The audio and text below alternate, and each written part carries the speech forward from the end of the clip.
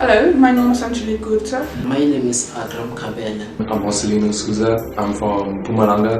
Sanibonani igama lami Lwandile Hluvane, ngiphuma eMlazi. Ngiqala ukuza nge-Shipper Show nginayo show because one ngangisaba manzi, so I did aviation because I was afraid of water.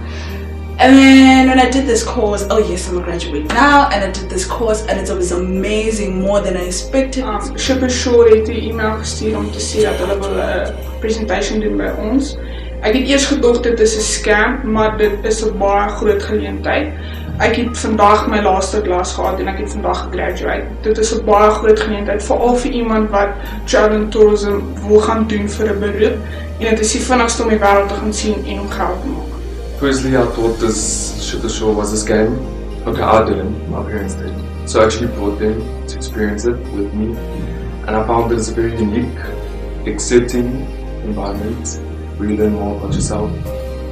And also, you get to know others. As a quiet person, my personality is accepted. And I like that. Shipper Show is the best and the members are out of this world.